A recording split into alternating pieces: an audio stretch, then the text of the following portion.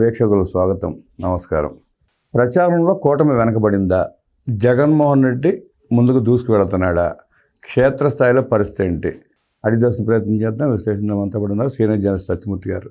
వారిని అడిగి మరిన్ని విశేషాలు తెలుసుకుందాం. సార్ నమస్తే. నమస్కారం అండి. సార్, కూటమి ప్రభుత్వం అనేక కార్యక్రమాలు చేస్తా కూడా ప్రచారంలో వెనకబడిందనే మాట వినపడతా ఉంది. అలాగే జగన్మోహన్ రెడ్డి తనకు చుట్టుకుంటున్న కేసుల నుండి తప్పించుకోవడానికి, ప్రజల దృష్టి మళ్లించడానికి విస్తృతంగా ప్రచారం చేస్తున్న ప్రచారం కూడా జరుగుతూ ఉంది. అసలు క్షేత్రస్థాయిలో ఏం జరుగుతూ ఉంది, రాష్ట్రంలో పరిస్థితి ఏంటి, ఒక సీనియర్ జర్నలిస్ట్గా మీరు ఎట్లా విశ్లేషిస్తారు? జగన్మోహన్ రెడ్డి అది ఏంటంటే అతను తనకి తానుగా బాగా తెలివిగలవాడిని అని అనుకుంటూ ఉన్నాడు. చాలా తెలివితేటలు నేను ప్రదర్శిస్తున్నాను, కూటమి ప్రభుత్వాన్ని ఇరకాటంలో పెడుతున్నాను అని అనుకుంటూ తనకి తానే అనుకుంటూ ఆ భ్రమంలో టైం పాస్ చేస్తున్నాడు అంటారు. ఆ భ్రమల్లో టైంపాస్ చేస్తూ ఉన్నాడు. ఆ భ్రమల్లో టైంపాస్ చేస్తున్నాడు అని మీరెట చెప్తారు అని మీరు అడగచ్చు. ఎట్లా అంటే ఇప్పుడు ఫస్ట్ మద్యం కుంభకోణం బయటకు వచ్చింది. జగన్మోహన్ రెడ్డి సీఎంగా ఉన్నప్పుడు చేసిన మద్యం కుంభకోణం బయటికి రాగానే అప్పటి నుంచి ప్లాన్లు వేశాడు. చంద్రబాబు ప్రభుత్వాన్ని ఎట్లా ఇబ్బంది పెట్టాలి, ఎట్లా ఇరకాటంలో పెట్టాలి అని చేస్తే మనకు తెలుసు. మనకి జనార్దన్ రావుని ఎట్లా వాడుకున్నారు, జోగి రమేష్ని ఎట్లా దాన్ని ఆర్కెస్ట్రేట్ ఎట్లా చేశాడు అనేది మనం క్లియర్ కట్గా చూసాం. ఇప్పుడు వాళ్ళందరూ వెళ్ళి లోపల కూర్చున్నారు. ఈ ఎగ్జాంపుల్ ఎందుకు చెప్పానో మీరు ఆలోచించుకోండి. ఇది జగన్మోహన్ రెడ్డి ఓవర్ యాక్షన్. అంటే చంద్రబాబుని ఇరకాటంలో పెడదాము అన్న ఉద్దేశంలో ఈ కేసు తీసుకొచ్చాడు. లాజిక్ మర్చిపోయాడు, చిన్న లాజిక్ మర్చిపోయాడు, అడ్డంగా ఇరుక్కుపోయాడు. అడ్డంగా ఎందుకు అంటే ఆ మద్యం కేసు చేసింది జగన్మోహన్ రెడ్డి. జగన్మోహన్ రెడ్డి చేసిన కుంభకోణం వల్ల ఆ మద్యం కేసు వచ్చింది. మరి ఇది కూడా నువ్వే చేస్తే నీ మీదకే వస్తుంది కదా. ఈ లాజిక్ మర్చిపోతే ఎట్లా? అందుకనే నేను చెప్పింది ఏంటి అంటే జగన్మోహన్ రెడ్డి ప్రతిసారి కూడా తన తెలివితేటల్ని తాను ఓవర్ ఎక్స్పెక్టేషన్స్ చేసుకుంటూ దొరికిపోతూ ఉన్నాడు, ఎక్కడికక్కడ దొరికిపోతూ ఉన్నాడు. ఇది మద్యం కేసు ఉదాహరణ. ఇంకొకటి పరకామణి కేసు చూద్దాం. పరకామణి కేసుని పెట్టింది హైకోర్టు ఆదేశాలతో పెట్టారు. వాస్తవానికి ఏంటి అంటే కూటమి ప్రభుత్వం కానీ తిరుమల తిరుపతి దేవస్థానాలు కానీ ఇది మరి తప్పో ఓపో లోక్ అదాలత్లో సెటిల్ చేసుకున్నారు కదా, దీన్ని మనం బయటికి తీసుకురావడం కరెక్ట్ కాదేమో అన్న మీమాంసలో ఆగిపోయారు. బయటికి తీసుకురావటానికి మీమాంస అడ్డొచ్చింది. లోక్ అదాలత్లో సెట్ అయింది కదా, దీన్ని మనం బయటికి తీసుకొస్తే ఏమన్నా లీగల్ ఇంప్లికేషన్స్ వస్తాయేమో అని అనుకొని ఆగిపోయిన తరుణంలో తిరుపతికి చెందిన ఒక జర్నలిస్టు హైకోర్టులో కేసేస్తే ఇదేంటి చోరీ కేసు లోక్ అదాలత్లో ఎట్లా టేకప్ చేస్తారు, నో విచారణ చేయండి అన్నారు హైకోర్టు. దాంతో కేసు బయటకు వచ్చింది.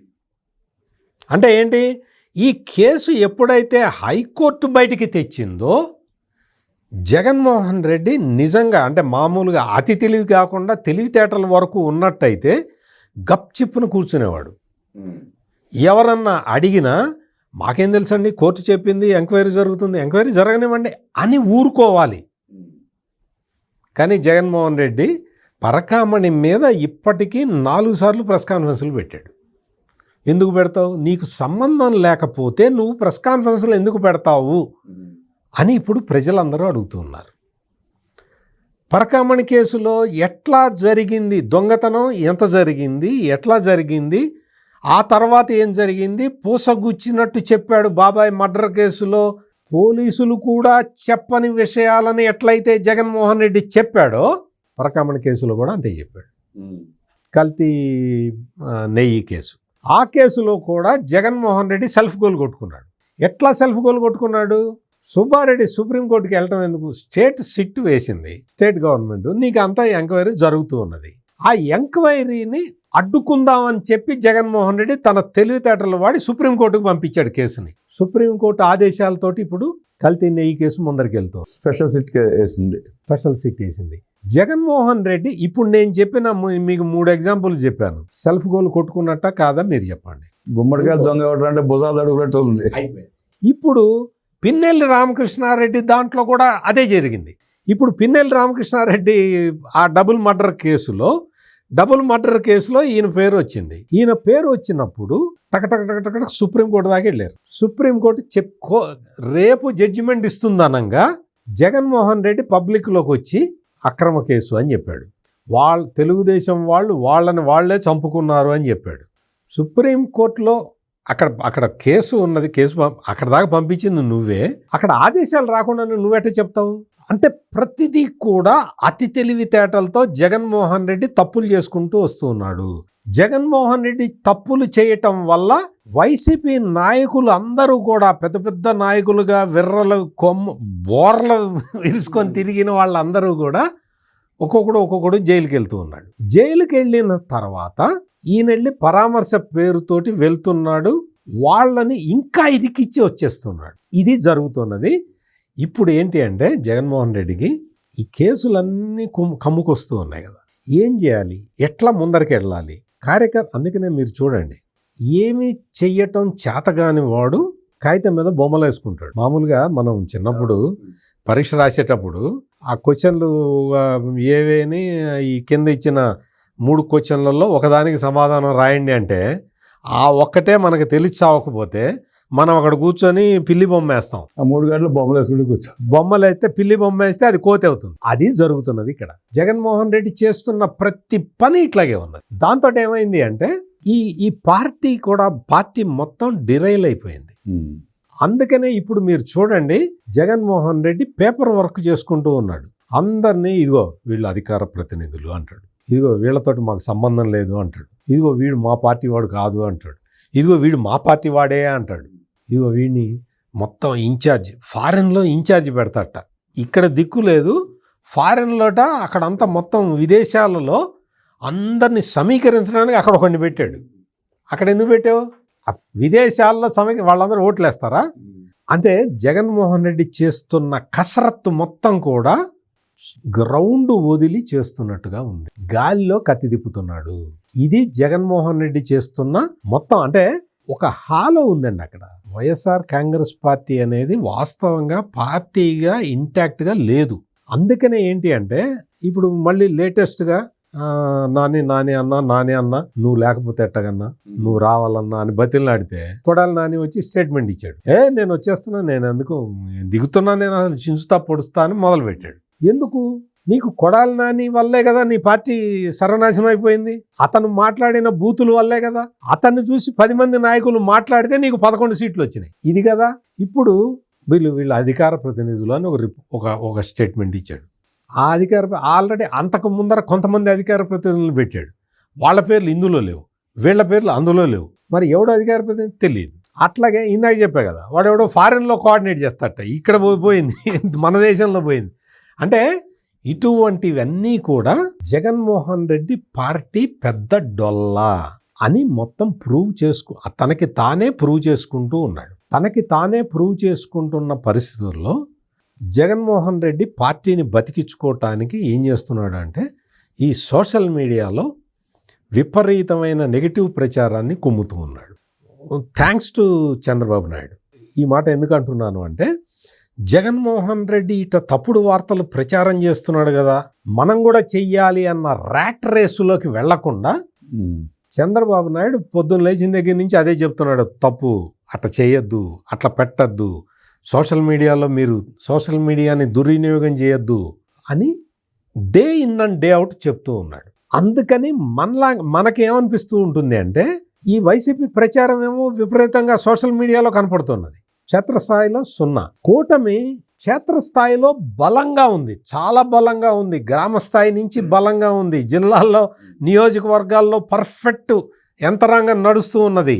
సంక్షేమ కార్యక్రమాలు డైరెక్ట్గా తీసుకెళ్తూ ఉన్నారు ప్రజల దగ్గరికి. డెవలప్మెంటల్ యాక్టివిటీసు మాకు ఇదిగో ఈ రోడ్డు కావాలి అని రిప్రజెంటేషన్ ఇస్తే రోడ్డు శాంక్షన్ అయిపోతూ ఉన్నది. అందుకని డెవలప్మెంటు, ఈ సంక్షేమం 2 కలిపి క్షేత్రస్థాయిలో పక్కడబందీగా తీసుకెళ్తూ ఉన్నారు.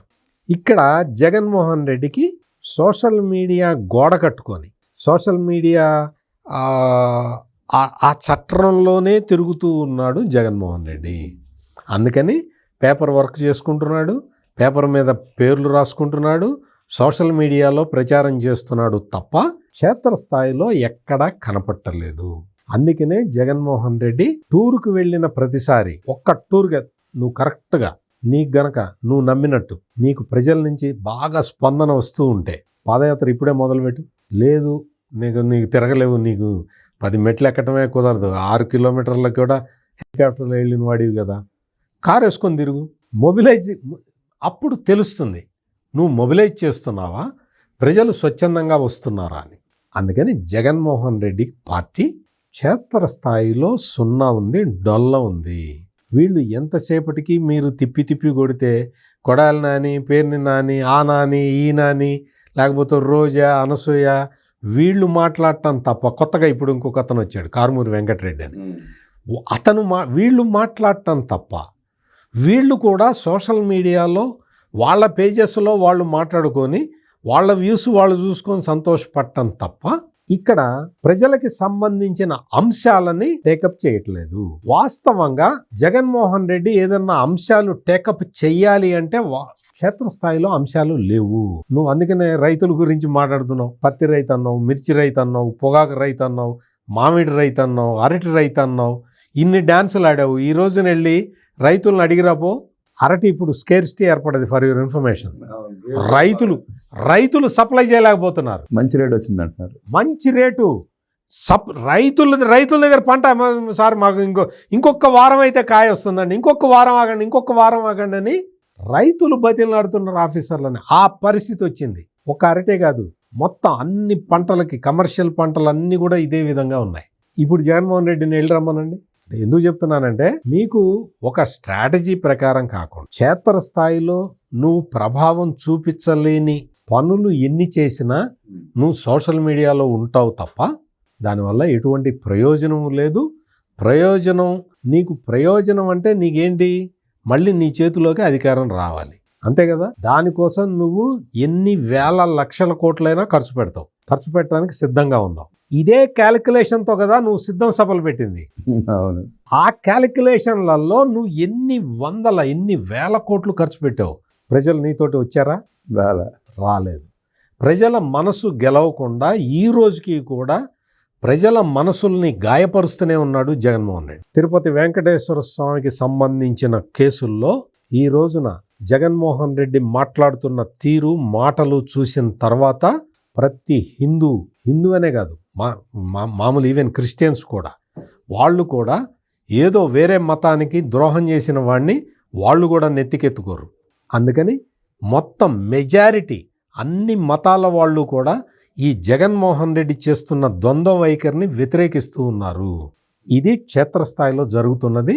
జగన్మోహన్ రెడ్డి ఈ గాలిలో కత్తి తిప్పితే అరటికాయలు రాలవు. ఆంధ్రప్రదేశ్ రాష్ట్ర పట్టణ గ్రామ క్షేత్రస్థాయిలో తెలుగుదేశం పార్టీ కూటమి ప్రభుత్వం అద్భుతంగా తన పనితీరు కనబరుస్తూ ఉంటే, తెలంగాణ కూకట్పల్లి అడ్డా మీద కూలీలతో జగన్మోహన్ రెడ్డి పార్టీ పనితీరు కనబరుస్తోందంటూ చక్కగా వివరించిన, విశ్లేషించిన సత్యమూర్తి గారికి ధన్యవాదాలు తెలియజేస్తూ నమస్కారం.